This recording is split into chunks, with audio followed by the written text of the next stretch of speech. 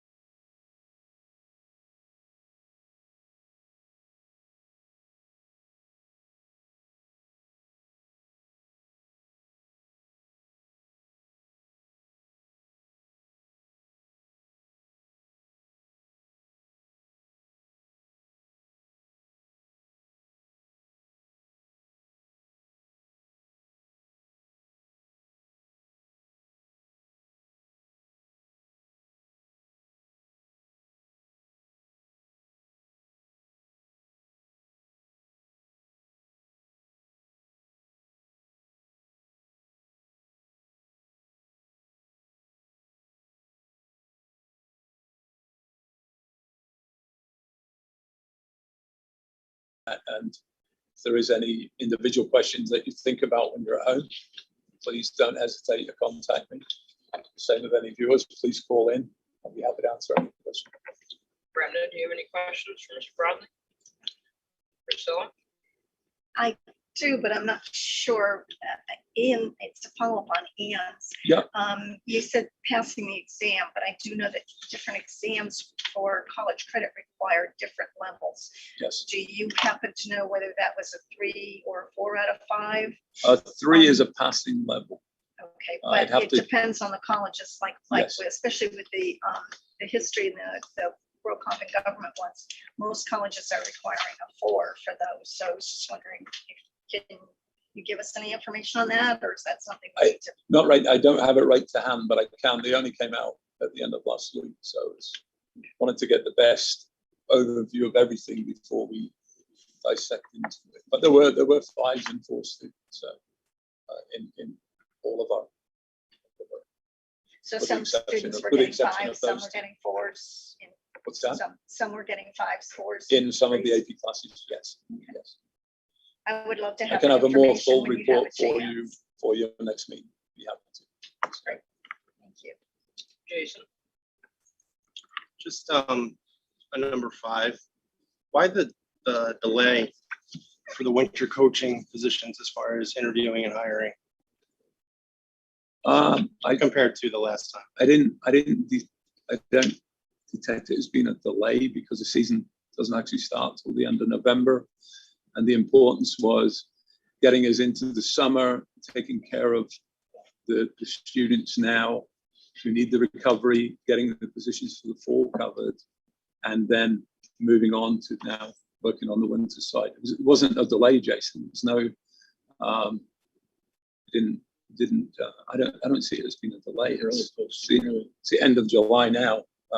Yeah, I But know. we will be on that in the I know next- they start in December, but it's just with the girls varsity team that's already been practicing together and team building and bonding. The boys are falling way behind compared to, I mean, summer is really the only time we can actually play basketball together. So it's just, from my standpoint, it just would be, and I know you're in a tough situation. You just got the job. So, I know there's more priorities compared to boys basketball, but it's just, for me, it just seems like. No, there's a lot. I mean, after 2 years, I'll have a better handle of things, but there's a lot we've just come off of and getting back to. I think you have a good handle on things right now. I don't And think with you- the, again, going back to, the masks and COVID, I mean, who knows where it's going to go and who knows where the state are going to tell us in 6 weeks what we can do. I mean, we will keep you and the community well posted.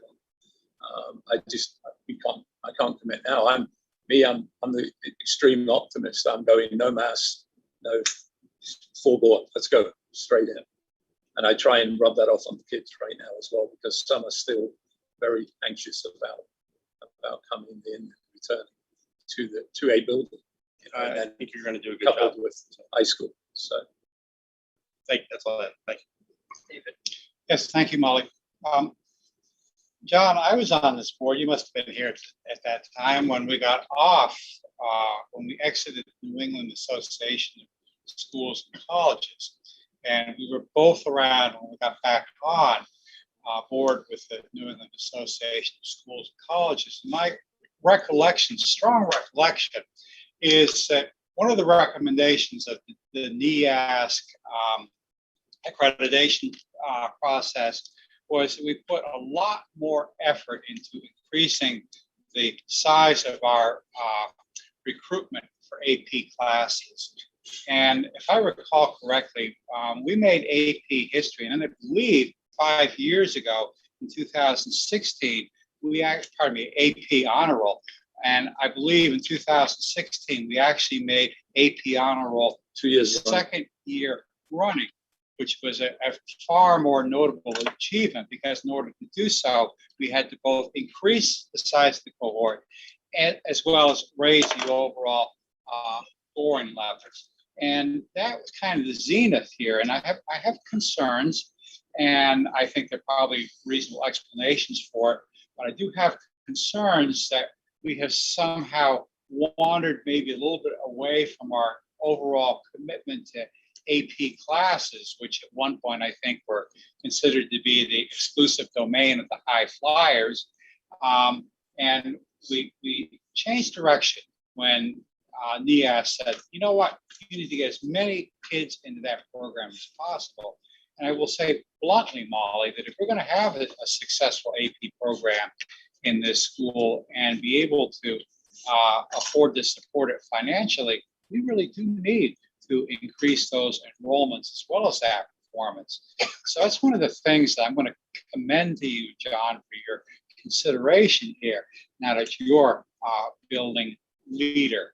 I hope that we will see the kind of AP results that we saw even as recently as 5 years ago. You will. You will. I'll say that publicly. You will. Thank you. I wasn't here when we got off NIAS, but I was a major component for us to get back on NIAS. So I do want to follow through on that. And I like it so much, I'm on the NIAS commission as well. So I believe in it, David.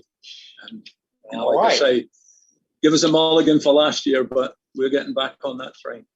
Definitely. Deb Wright, you have anything for Mr. Bradley? Nope, I thought it was a great first report and more to come. Thank you. Thanks, Dave. Thank you. Mr. Fryer.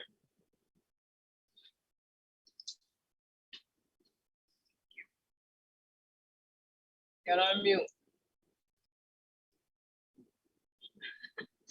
I'm sorry, I was listening to John, but I didn't. What am I being asked? I didn't have my hand up, if that's what somebody thought. Oh, so I kind of changed things up here a little bit tonight. We got a brand new principal, and it's the first time we've been face to face, a lot of us. And I kind of did a roll call to see if anybody had anything they want to talk to the principal about before we moved on. I'm sorry, I literally put my head down to take a note. You Sorry. fall asleep. All right, thank you. Too busy checking on that Robert's Rules thing, which I did post. It does say ignoring blanks and abstentions, a majority of those voting one way or the other is sufficient for the adoption of any motion. Anybody wants it's in rules online, and I just did a quick note to make sure I had that because somebody would ask. Right, Sorry, thank you very John. much. Mr. Bradley, thank you. Nice Thank you. job. Thanks. I'm going to bring up the ghost in the closet because I think it needs to be brought up. We've had a member of the community speak. I know Jason is very passionate about basketball. I know you and I have had some conversations, and I just want to get it out, where the public is listening and everybody knows that it is something that we are working on. And I guess I'm looking for you to agree with me that I've understood everything that you've told me. We have some applicants. We're going to interview the applicants. We're interviewing all of them, but We're gonna sift through. We're gonna identify the ones to. It isn't something that we're interview. just not taking seriously. Right. We just gotta get through this other stuff that we had to get through. Starting off with a new principal and taking care of this other stuff. Making sure we're getting the education right, and we will work on basketball coach. We just don't have. I think that some people thought we might have an answer tonight, and I just want to make sure everybody understands that we're working on it. And it is very important to some people, and I totally get that. I had a conversation with a customer that came into my office today and tried to explain to me how passionate he was about basketball. And I asked him if he knew where the Terrier costume was, because it's in the corner of my closet. I mean, I'm passionate about Bellows Falls, and I'm passionate about basketball. But we got to get through some other stuff first. So I just wanted everybody to understand that we're not taking it, we're not ignoring even, comments from the public are something that a lot of times we don't get them. And it's nice to hear a parent who is, passionate about something. So we're working on it. So thank you very much, John. Thank you. Do we have anything on finance today? Laura's with us. You can ask her if she has anything to share. Laura, do you have anything for us tonight? No, we could just go over the retro payment for the paras. It is scheduled already for August 13. We just working on state reportings that are due beginning of August and closing the year of FY21. And that's all we have for now. Does anyone have any questions for Flora? Boy, you get off easy tonight. Okay, Thank you. David Clark, Coalition Vermont Student Equity. You wanted that added to report, so let's see what you got. Okay, the Coalition for Vermont Student Equity has been working on coming up with an adjusted weighting formula for funding special education. Act 173 of the Vermont legislature changed the method by which special education is paid for, from a reimbursement model to a block grant model. And the block grant model would, if implemented, seriously disadvantage a lot of the high need schools, such as we find in Wyndham Northeast Supervisory Union. In this district, I think Andy ran the numbers, probably had some help, and we would be looking, if implemented, at a direct hit to taxpayers in Athens, Grafton, Rockingham, Westminster of, in round numbers, about $1 million a year in new taxation if the block grant were implemented. A group of board members, an ad hoc committee, got together and started working on it. And we were able to get legislation passed, which has created a task force to examine exactly how we will pay for it. Because if we implement what's known as a weighting system, then a student who is more costly to educate will have an appropriate financial weight assigned to that student. And if you're looking for an example, under Act 173, the equivalent weight for a sped kid would be about 1.25 full-time equivalent, when the legislature's own study indicated that it is more along the lines of a 3.0 full-time equivalent. That's why we would get hit so hard.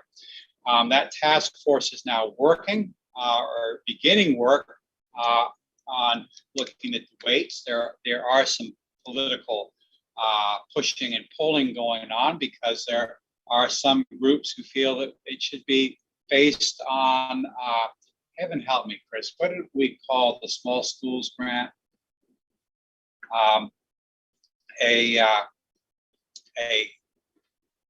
Leave it alone, David. In other words, it would have been based on one-time money, which falls into the category of now you see it, now you don't. If you have a weighting formula, that's how you're calculating education. An immediate outcome of the weighting formula was we were able to get a 2-year moratorium on what is known as the excess spending penalty. And schools which exceeded a specific spending level were required to pony up $1 to the ed fund for every dollar they were over the spending penalty. One of those schools, Bellows Falls Union High School. And as a result of the work of the Coalition for Vermont Student Equity, we've already managed to save this school many thousands of dollars because of the moratorium on excess spending. And I said it here the last time I was sitting at this table. I'm going to say it again. 30 years ago, Sally Warren, chair of the Bellows Falls Union High School board, famously said, "You don't build B-1 bombers with good intentions, you build them with money."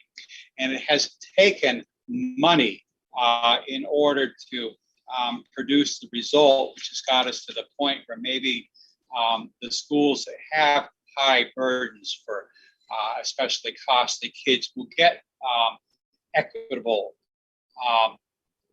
support for them. But back to the matter of money, I have already let Molly know that I would appreciate it if this high school would endorse this member's use of the high school letterhead in order to urge other schools which have benefited from the work of the Coalition for Vermont Student Equity and stand to benefit even further if we are able to successfully revise the weighting formula to pony up. And bluntly, Wyndham Northeast needs to pony up. It's been a relatively small group of people, including me, who've been carrying the weight on the funding of it. And now I think it's time that we commit resources to the efforts which hopefully will save our taxpayers many tens, if not hundreds of thousands of dollars. It's my pitch, Molly. Thank you for your time. So I have a question. I've heard this a couple of times from you, and I think I'm starting to understand it, but what I don't understand is the pony up. I don't understand what you're. I intend to ask our boards to help support the lobbying which has produced the result, which materially is S13. That was the legislation that created the task force to implement weights. And it matters because in order to do that, we needed to hire an effective lobbyist to essentially babysit the legislature, which is a task that board members, by and large, don't have the time to do. How effective was the lobbyist? In March, the Senate President Pro Tem, Becky Balance, said, action on the weighting formula ain't happening this year. That was an unequivocal statement. In May, S13, the Philippa Ruth bill, passed both houses of the legislature unanimously. That's what money did for us, and it's important that we continue to lobby to ensure that we end up with what are equitable weights for kids, and it will have a huge impact in this district on taxpayers, both if we do it and even more consequentially, very negative impacts if we don't come up with adjusted weights. So I hope that's your answer, Molly. No, I didn't really get what I was looking for, but Well, that's I'm speaking. okay. I'll try it. We'll Another way. We'll talk about it. Yeah, that's okay. I was really looking. I mean, you've done a very good job. Every time you talk about it, you say almost exactly the same thing. But what I don't understand is, when you say pony up, I'm not hearing any dollar figures or what that money is really for. Because, in my very sheltered life, to help support lobbyists, I'm thinking that you need a bundle of grade stakes and plywood to make some signs. I don't know what that means. And what you're looking for, what you think this district ought to do to help support what you guys are doing. And maybe I'm the only one that doesn't understand this, so excuse me if I'm not, but if I am, but I don't totally understand, what you're looking for. Molly, thank you. I understand what you're asking me. The previous SU meeting before this month we held meeting, Chris, I think it was. The June meeting, we had Mark Schauber, who is the executive director of the Coalition for Vermont Student Equity. He is the non-paid functionary who is keeping all the balls up in the air. And Mark did explain the financials. What I can tell you is that we spent $3,000 a month directly in lobbying. We had another roughly $5,000 in direct expenses for legal and accounting work. And we continue to be supporting lobbying while the task force is meeting. There is at this point also, I believe, having social media. I believe not on Facebook. I'm a Luddite, but we are also supporting a social media effort to raise statewide consciousness around what the important dynamics are around waiting. So we're right now spending about $5,500 a month. We have enough money both in the Treasury and commitments from boards that it will carry us, I think, most of the way through the fall.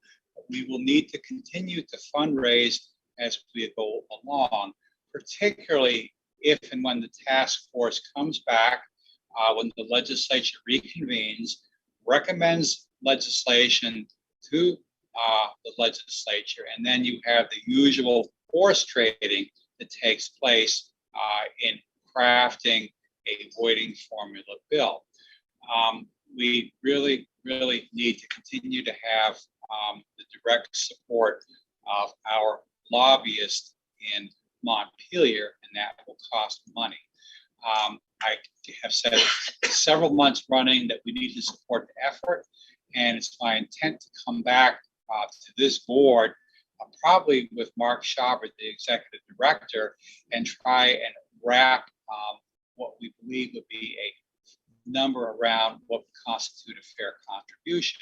At the same time, I would like to be able to use both the high school and the WNESU letterheads to solicit other boards and other chairs directly, because whatever else we can bring in lowers the amount that we're going to be potentially asked to provide, what I refer to as pony up.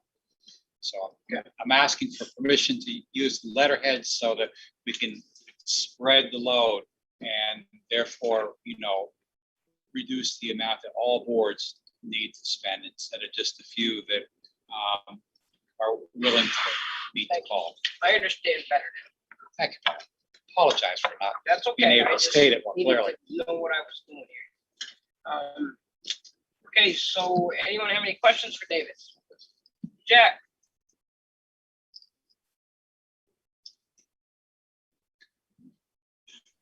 This issue has been voted on by this board, so it would be appropriate and consistent with it to issue to allow a letterhead stationery to be used to note that and solicit support. What has been missing is we don't have this on the agenda, and I do think that it would be good to have on our next agenda this item with action anticipated, because what we would be doing is having a vote to appropriate some money so that we can quit talking about this and actually start to underwrite this. Again, we are disproportionately penalized by the law as currently written, would disproportionately benefit by its amendment, and it's not hard to justify from a cost benefit analysis spending $5,000 to save $500,000. So I would just ask our chair's permission to have that be on our next agenda so we can get on with this. Jack, send out an email to me so that gets on the agenda, please. Will do. Best way to get anything on the agenda is send me an email.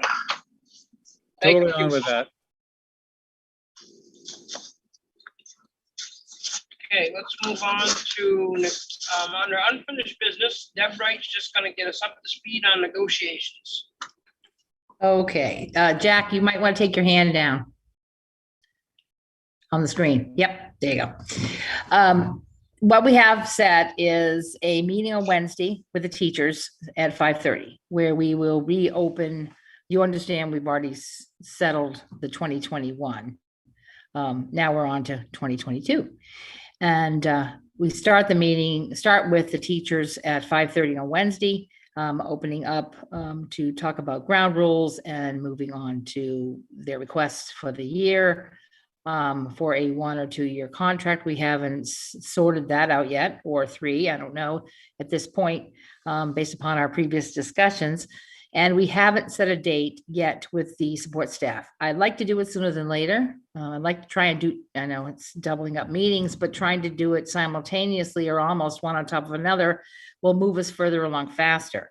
As opposed to the last minute discussions we had with support staff. I felt we gave them short shrift, but really didn't have a lot of choice based upon the timing and the money for the fiscal year. So that's the short of it. If there are questions, please let me know.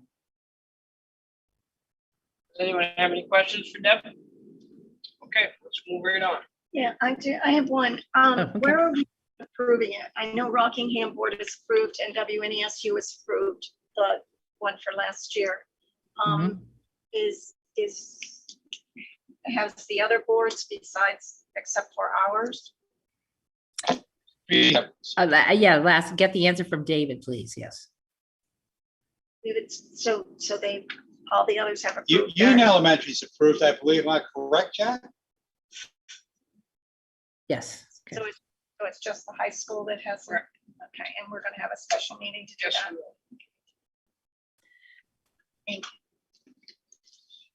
Okay. Chris or John, I'm not sure who's doing appointments and designations. So we have appointments for a science teacher and a math teacher. Who's going to speak to that? Want me to speak to him? Okay, we lucky in this time of the year, coming off the end of the pandemic. We've been very lucky to find 2 great people. We have Deborah Rossman, who is coming in as a new science teacher, and Jennifer McKay is coming in as our new math teacher. The math teacher will replace Mr. Murphy, and the science teacher will replace our former teacher of a year ago, Mr. Norton. Sorry? Who was it? Science is Deborah Rossman replacing Mike Norkin, who left us kind of at the 12th hour before the year of COVID. And we've got Jenny McKay, who is coming in to replace Mr. Murphy, who is now moved up to administration. And I'm very, very confident in both these people. They are top notch. So I would like someone to make a motion to appoint our new science teacher, Deborah Rossman, and a math teacher, Jennifer McKay. I have that motion, Molly, on both. Is this a motion just to talk about it? This motion to appoint and a motion to appoint. Motion to appoint, and then there'll be discussion. Okay. That's, Yes. we were not needing that other science teacher for years, so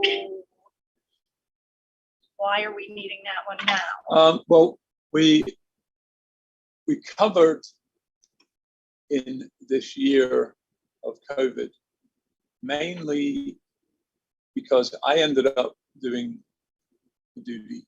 I took over senior projects, and there were many other small changes that Mr. Hudson made. I was aware of them, but we were suffering a little bit on the science end, so to speak. So we have 3 other science teachers that were doing a fairly good job. Ms. Gottschalk does teach. Part of her assigned duties are health too. So really, we're at 3.5 science teachers. So in order to, one of the science teachers does support senior projects, which was Mr. Arrow. So we had him teach a class, and I took on all the senior projects last year, which enabled us to save in the year of loss. Hopefully that will pay us back this year. So he was able to teach an additional class. Yep. While Yes. you're doing that, which he will go back and take on the senior projects again. Deborah Rossman is going to be Deborah's gonna taking take on those. senior Yes. projects. And Ms. Gottschalk has got, I believe, another health class because we did fall behind in health 1 and health 2 with the lack of Mr. Kuhn taught that the year before, and we didn't really replace that health 2. So that's where we have the backlog. So we're in a good place now, I think. Great explanation, thank you. You have a question, Jason? Yeah, I had a couple. So you said there's now going to be 3.5 science teachers. How many students? Back to 3.5. How many students per class? Good question. I don't have an exact answer for you, Jason. My concern is that, we're getting a lot of heat from the taxpayer that, taxes are already up and we're already at a 9-to-1 teacher to student ratio. And that's really it's a very low number. I do know from personal experience, my daughter had honors chemistry last year and it was 18 in that class. So, and then just Flora made us for the Rockingham board, she made us a nice spreadsheet of like what they were coming in at, like, what step they're coming in at. So are these people both are coming in at slightly below the teachers they're replacing. But are they coming in at the appropriate step based on Yes. their background? Based on their experience, Okay. yes. Yeah. Can we get that going forward, Mr. Pratt? Like when we have, it's easier for me to look at, okay, this person's like at Rockingham, we had like 15 people coming in. So it was easy to just have, okay, this person in the right step, we can match it up with the CBA and boom, done. There's no questions asked instead of guessing. You know what I mean? So I don't know if that's something we could do going forward. I don't know. You can look at that. But I have no other questions. Thanks. David? I do have a comment. I need to back Jason up on this. In the past, when we've hired new staff, John, we have specified where we were placing them on the schedule. So we have an obligation to the taxpayers, obviously, to place them accurately. So certainly, I think that math teacher, step 7, whatever it turns out to be, should be part of the motion, because really when you agree to employ them, we should also be specifying, how much money we're agreeing to pay them. I think that's,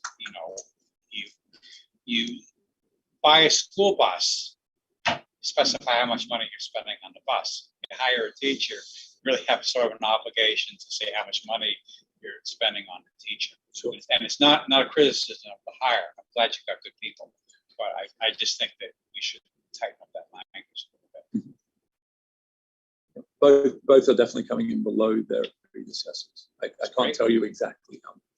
Great. Thank you. Does Flora have that information in the office, or Yes, she does. can she give that to us? In advance that you want this information for a Pardon? board meeting, we can have it. I can find that out for you. So. Well, yes, that's what I've learned today. So, send me an email. We'll have it on next meeting. Okay, but if we're voting on it tonight, what they wanted was in advance, so that's what I was asking. Oh, I can We take Mr. Burley's word for it that it's the right. we have to have another special meeting if you want to. Pardon me, folks, I can't hear what's being said. Sorry. Tells us what they want on the agenda. It's our Yeah. job to create the agendas based on what the board wants. You can't put it on there if you don't know what you want. We're more than happy to provide you. Hold on, Jack. We're more than happy to provide you with any information and all information that you want, as long as we know in advance. It's not an issue. That makes sense. Okay, Jack, now you can speak. My apologies. It was just, I couldn't hear what was being said and I wanted to know what was being said. It is my recollection from olden days that two things we always did as both David and the member to his immediate right said, is we always had the motion was to approve person at step X. I think it's a good policy and really we should do that. A second thing we used to do, and it's been kind of a while, was that we would often bring as part of that the resume of the individual involved. You know, if you, in a way that benefits you, John, because if, say, somebody would come in normally at a step 6 and you want to make an argument that they should come in as a step 7, you get a way to point to the resume about this teacher of the year thing and this year in Africa and these other two things that justify that extra step. And it's, I would benefit both the board and your administration to have that available to folks.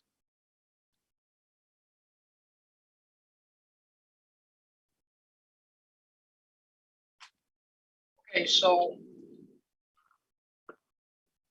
you're right. And, you know, I think David and I and a few others probably said on these boards long enough that, yeah, usually we have that information on there. You know, I guess I'm gonna give Mr. Broadley a little bit of leeway right this second, because it's the first time he's ever had to do this. Sure, I've got that in my notes. And we You'll get it, you'll normally get it would, from now on. we normally would have a little more information. Sure. But, I think it's important that we, you know, let these two people get going and we get the more information, but go ahead, Chris. Yeah, I mean, this is the first time, you know, I'm going on my 4th year. I've never been asked for any of that stuff. I don't mind providing it, but I don't think it's, you know, on John that he didn't provide the steps and the resume and stuff. If we're told that's what you guys want, that's what we'll get you. But And I don't think Chris ever gave us a lot of that stuff, but he had it with him. If somebody had a question, he could say, yeah, there's step 6 or whatever that. But yeah, I don't think we all yeah, need to have. Go ahead. Molly, I am not going to ask to move the question, but I want to indicate my readiness to act on the question. Thank you. I just wanted, Mr. Pratt, I think it's really important. One thing I've learned is when you go to town meetings, you get a lot of questions that you don't know answers to, but if you can have one question that we already know that the employee was hired at step whatever, and it's the right step and it meets the CBA, it's kind of like trust and verify, like what we do at work all day long. I trust you, Mr. Bradley. Just want to verify, that's all. No, I'm not Simple. disputing it. No, I I agree understand. with you. It's important information to have, but And we should tell you. But we do, right. If you want it, just tell us. We'll Yeah. give it to you. Makes It's sense. not a problem. And I hope I'm not doing many more new hires. I think we're ready for the question. So we have a motion on the table to appoint Deborah Rossman as a science teacher and Jennifer McKay as a math teacher. And Deb Wright, how would you like to vote? Aye, Deborah Wright. Jack, Aye. Dave, Yes. Jason, Yes. Priscilla, Yes. Brenda, Yes. Ian. Yes. Welcome aboard. We have 2 brand new teachers. Motion's passed. Thank you, folks. Thank you. Priscilla, I think this one is you, retirement gift discussion. Yes. Teachers who have been in the district for a long, long time, I feel that they should be recognized. And, you know, it's just really important to see that how much they have committed to our children. I'm specifically thinking of, I think there's only one that's retiring from our high school this year. She's actually retiring from the WNSU board, but she spent all of her teaching time here at the high school. And her commitment to our students was above board. I mean, I was always here late too, so I would see Linda, I'm talking about Linda Princeton. She was here when, you know, a lot of times, just as late as I was, 6, 7 o'clock at night sometimes, and just cared about her students to no end. And I just feel that it's time that we start realizing how much some of these teachers are committed to staying with us and being with us.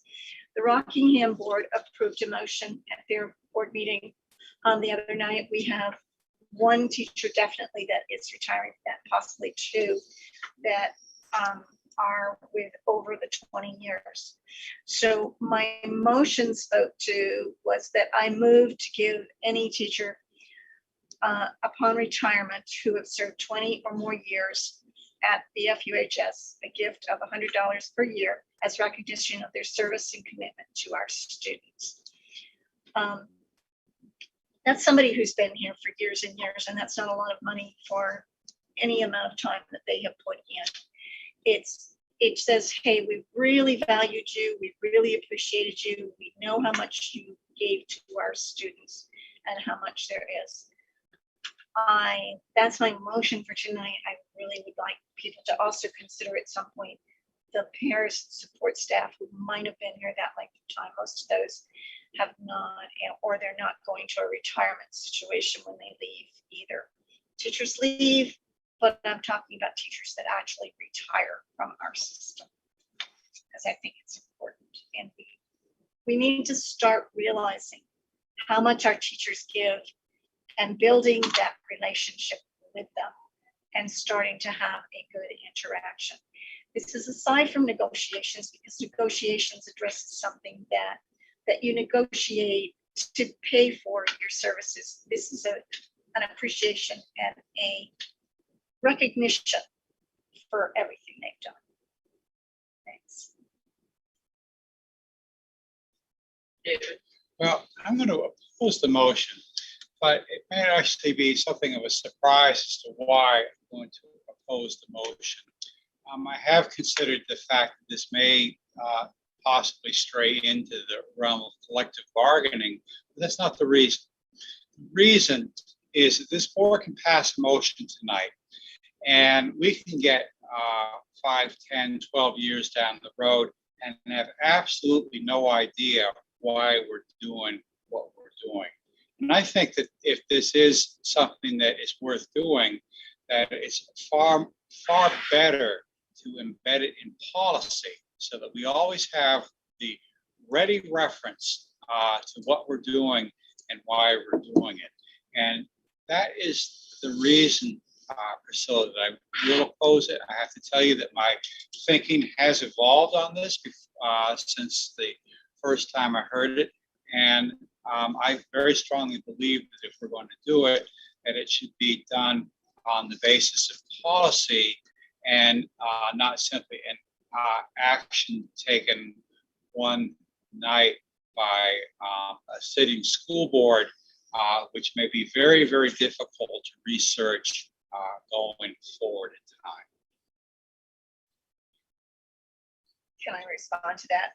I agree that we should develop a policy around it, but I feel that we could pass the motion and then we can develop that policy based on the wishes and make sure that it goes forward in that way. So I agree it should be, a policy to be developed to support that and based on that. But with someone having just gotten done, I'd really like to be able to do that and be able to give that to Linda at this point. That makes sense. Anybody looking up here? A good question. Where does that money come from? I think, Deb, are you trying to talk? Yes, ma'am, I certainly am. And I have to say that this has been a girl interrupted conversation basically since I got on the school board some years ago. Yeah, David, you're laughing because that was funny. But the truth is I'm sick of it. I've got to say that. We have gone over and over that. And every time I keep saying the same thing, we need a policy. Years have gone by. And yet it's always the same thing. Oh, let's vote on this now, and then we'll develop a policy. Oh, we have to take care of this now. Let's develop a policy. We need to develop a policy. It should be consistency. There's no parity throughout the school system when we do it this way. So we need a policy. And I would not be in favor of this at this point. Thanks. Jack? Weirdly enough, before both Deb and David started speaking to this, my note here was, this is a policy item. And the reason why it's important, and no knock on the idea, but we were having a back and forth not that long ago about how we route queries to our administration from board members. And I know that we've adopted this, but it never landed in a policy manual. And because it didn't land in a policy manual, I couldn't refer to it. And we do need, we've discussed that individual boards have policy committees. Well, this is one of those places where it's a really good idea. We We need a policy on appointment of new members. We need a policy on whether we give stipends and awards and what the context is. We need policies on any amendments that we might make on what constitutes a majority of votes if we're going to deviate from Robert's rules. We just need to start saying this is a preliminary adoption of a policy that can be referred back to your policy committee, but we have to start having a record of what's adopted by the board so that we don't have to go through 10 years of notes to try to figure it out. There you go. Yeah. If we were to go through a policy process with it and then come back to it, could we make it retroactive to the people who are retiring this year? Would that be a possibility so that we were going in that opposite direction?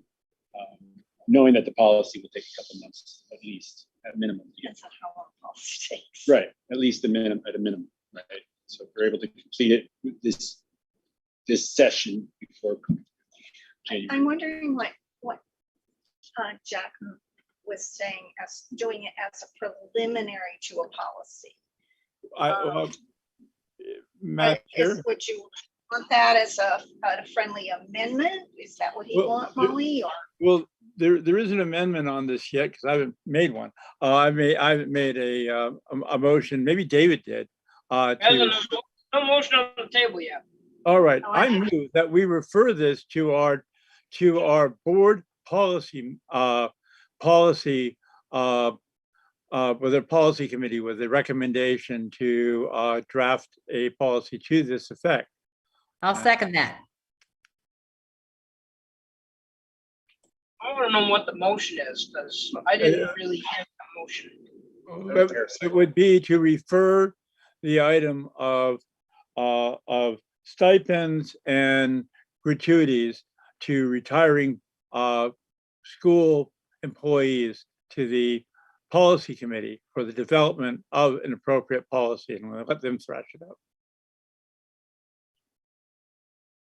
You're amending Priscilla's No. motion? No, I don't think Priscilla did make Priscilla a has not made one yet. She simply I didn't really hear the motion. I said I move to give any teacher upon retirement who has served 20 or more years at BFUHS a gift of $100 a year as recognition of their service and commitment to our students. Okay. And I can do it as a friendly amendment and I add, apologize to your chair, but I didn't catch that as a motion. sorry. I thought we were, I didn't realize that we were actually, I thought that this was, because it says retirement gift discussion. So I thought we were discussing it. Yeah, So, I did and I shouldn't. But so so just, can we added the, and as a preliminary thing but refer it to the policy committee for development of a policy to cover that?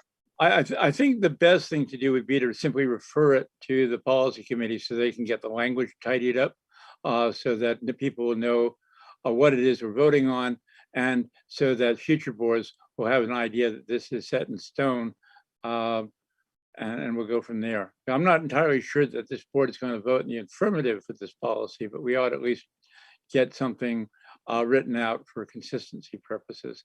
I was initially thinking that we could sort of ad hoc make a recommendation and have that considered the first reading, but on second thought, it's just not baked enough to do that. okay, my turn, because I'm not really sure.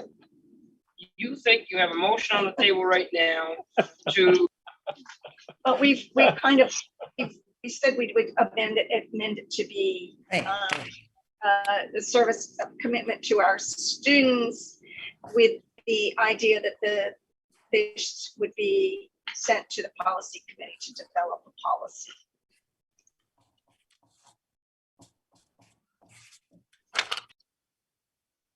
so you think there's a motion on the floor right now to say that? Yes. With the, So please repeat that. okay. If I can. Sorry, Molly. I move to give any teacher, Hold on, they've already amended something. Jack, can you pull your amendment and we get this straightened out a little better than this? This is craziness. but they asked if they wanted a friendly one. Wait, was there a second, was there a second to Priscilla's motion? I didn't hear one. Don't need No. one. Okay. I'll go with you. I did not believe that there was a motion being made. I thought we were discussing this. And that's fine. It really doesn't matter. Madam Chair, for the purposes of clarity and nothing else, I move that the issue of stipends and rewards for retiring teachers be moved to the policy committee for development of an appropriate policy and a recommendation. But I need a second, somebody. Don't all, wave your hands at once. I can give you a second, except I think there's already a motion on the floor from Priscilla now. Well, but Priscilla's was never, Right. Priscilla's was never seconded. That's the problem. So I need somebody needs to second something. Now, Priscilla has pulled her motion of what, because the chair didn't realize what was going on. Okay, Jack, I second it. There. I'm gonna take the heat on this one, but everybody's gonna stop talking for a minute.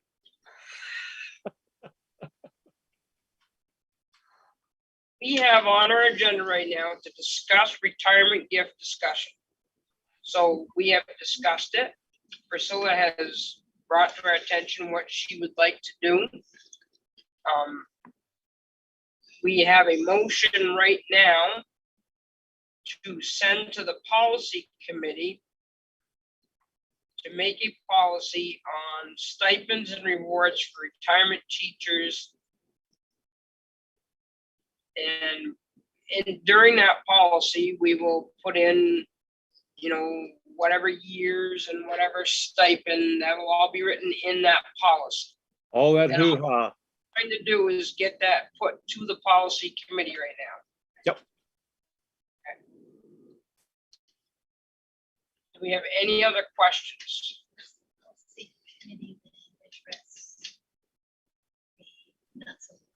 Yes, the policy committee is going to spell this out. And so when David first spoke, I was glad to hear that. I'm all for giving people something when they've done something great, but we have to. I've been on this board too long because I remember how many times, Deb, I feel your pain. Every year this comes up, and every year we do something different. And it used to be we gave somebody $1,000, and it's just we gotta stop this.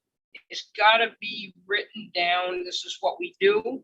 They've got to meet particular criteria to be able to, be part of this. And, it's just, this is muddy, and I don't like muddy stuff. So if anybody has any other questions, I would like to send this to a vote. Okay. To So our policy committee or to the WNASU policy committee? well, you have already voted on it as a Rockingham board, so now it becomes a high school board policy, correct? So this is gonna come to the high school, Ellis Falls Junior High School Board Policy Committee. Okay. I don't remember who's on that. I know We'll I get it. am. I thought we had one policy committee at the SU level. That's been in place since I've been here. Well, we do, but on some certain instances, different schools will vote for different things, so, right? Graduation, the high school graduation policy wouldn't be applicable to middle school. So we have to have some that are separate. Jack, do you have your hand up, or can we vote on this? Well, let's just vote on it. It's, I like to move the process along. Okay, all those in favor of sending this to the policy committee? Deb Wright, Aye. Jack. Yep. David, Aye. Jason. Aye. Priscilla, Aye. Brenda. Aye. Ian. Thank you. All right, that's going to the policy committee. Sorry for not being able to keep up here tonight. Okay, items for next agenda, please, and don't send it to me the Friday night before the meeting. Get your thoughts together. If you need something on the agenda, send me an email. Nicole is trying super hard to do what everybody wants. She kind of got caught in the middle today. And you know, I have a wicked busy day, and she was texting me, and I just trusted it. I said, yeah, go ahead. I wasn't even, I didn't even think I read it. I was knee deep in customers, and I felt bad because I think I set her up for some emails that she got a bashing on, and that was probably my fault. So send them out, but send them out the Wednesday before the meeting. Don't send them out Monday morning.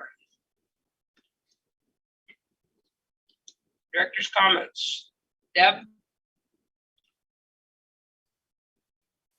Only that Old Home Day is this weekend. And there'll be a lot of stuff down in the Waypoint Center. There will also be fireworks that evening. And there will be a COVID vaccine pop-up at the Public Safety Building from, I believe, 8 or 9 o'clock in the morning until 8 in the evening. They'll be providing Pfizer and Johnson & Johnson for those who are interested in receiving their vaccinations. Thanks. Thank you.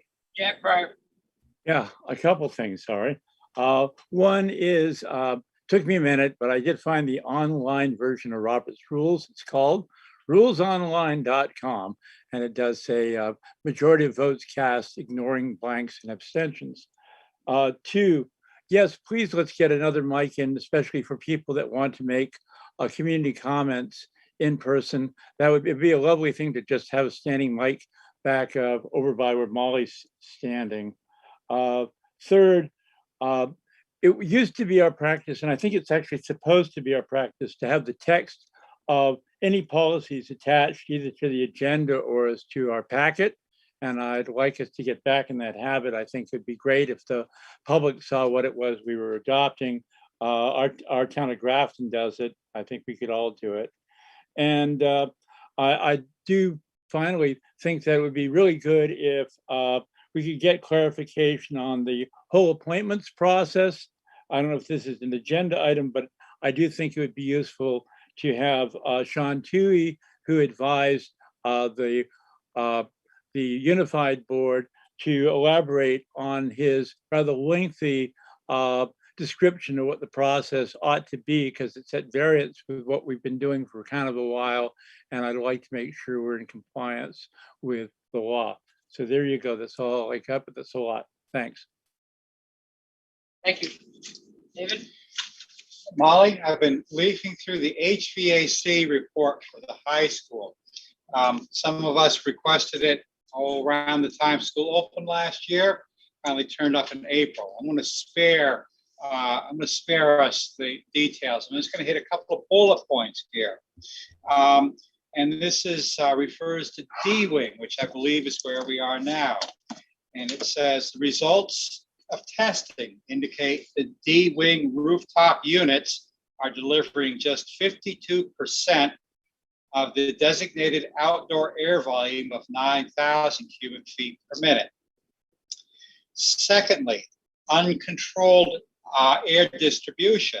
The recently replaced rooftop units serving wings A and D are provided with duct-mounted reheat coils only. The school's HVAC systems are therefore unable to control ventilation rates to each zone. Another issue being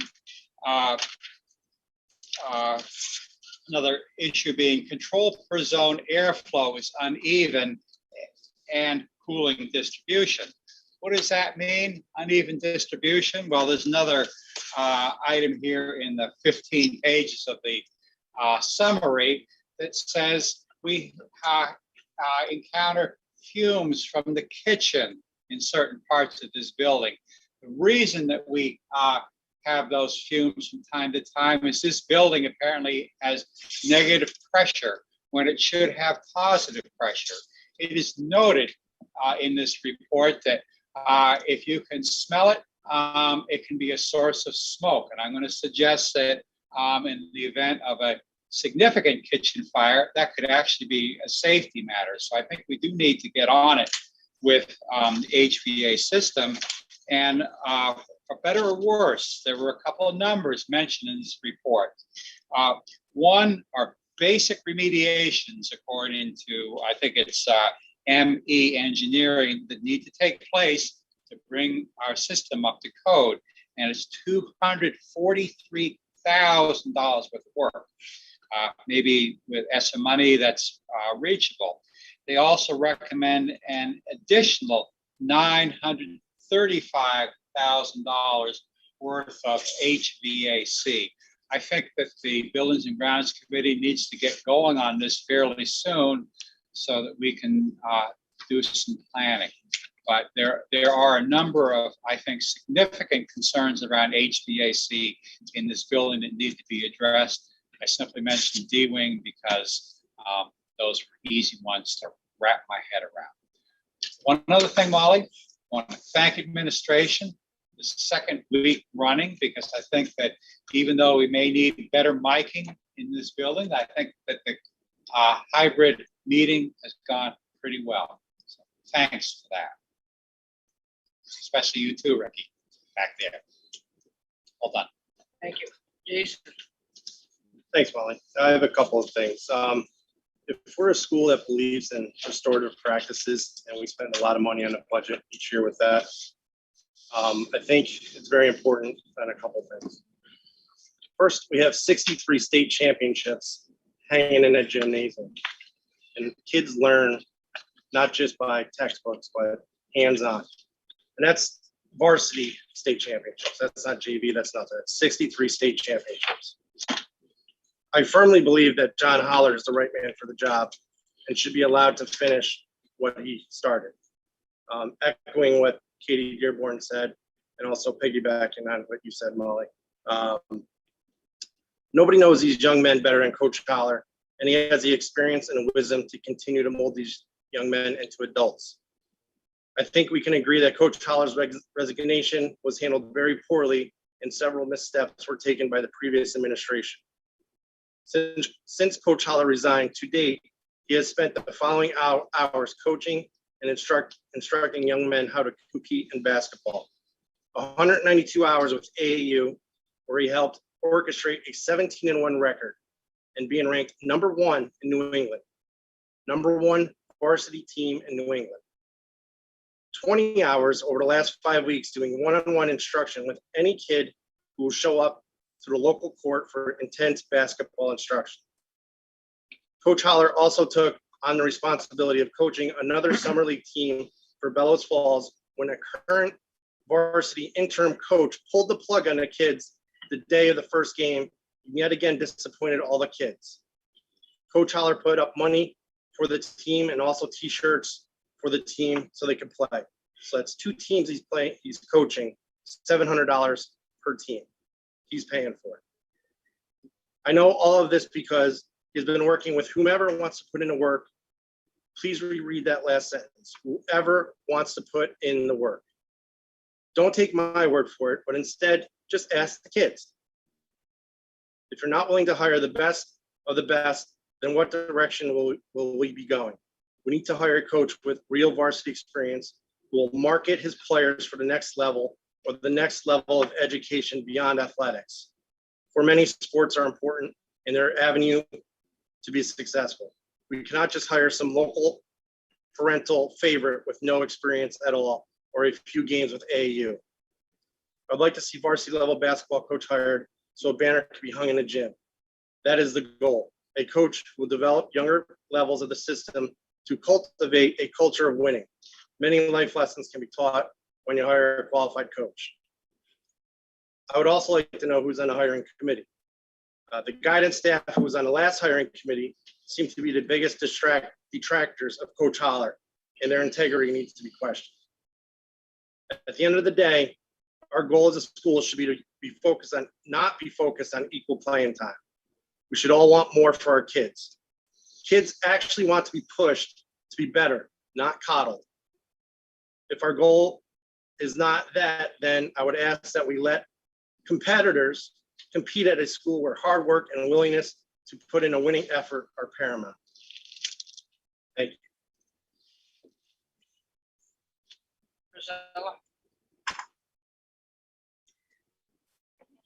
Coming from a different standpoint, but I feel that we're very blessed to have a dedicated staff of teachers and paras all ready to welcome our students back to classes this fall. I applaud our administration for getting the interviews done and finding such wonderful, dedicated people to add to the dedicated people that are here. It's been a year plus dealing with COVID issues, and so we're going to have a lot of social emotional issues for them to deal with and a lot of academic stuff to make up. So be kind to each other. Just remember that big thing. Be kind. Thank you, Priscilla. Brenda? It's nice to be in person, and I also like the hybrid. And welcome to Ian and to the first principals for the work together. And I always learn something. Every single person had a passion, and you were just trying to figure everything out after your long day. And so I Ian? Yeah, first of all, I'd like to say thank you to all the teachers, faculty, and staff, administration, and actually all the students as well for getting through last year. It was really hard. It's a lot that everybody had to go through to get through it. And one thing that, from my understanding, reading reports from around the country and even around the state, is that I do believe that we had about as many in-person days from our students here at Bellows Falls Senior High School as really anywhere in the country, except for maybe private schools. So I feel like that's something that we should really acknowledge, that this school did a fantastic job with. I would also like to just comment on all the discussion about Mr. Holler. I have to completely disagree with what Mr. Terry just said. I do not agree that Mr. Holler's resignation was handled poorly. I think it was handled with proper due process, which is something that Mr. Terry thought I couldn't handle at the last meeting or something. He questioned my ability to understand due process. This was due process. As a parent who wrote a complaint about Mr. Holler, that led to a due process, which took a long time because they took their time. I can tell you that I feel like it went great. And I noticed that Mr. Terry also questioned the guidance staff in the hiring committee from the last time. And I would point out that, again, as far as due process and policy goes, it's important for Mr. Terry to understand that it's not his job to hire anybody around here. It's the administration's job. Actually, that's not true. It's his job and the board's job to hire the administration, and then it's the administration's job to hire their staff. And I believe that it's important for the board to really stay in their lane and allow the administration to do their job, and really stay out of personnel issues, because I do think it's a great way for us to get our board sued. Thank you.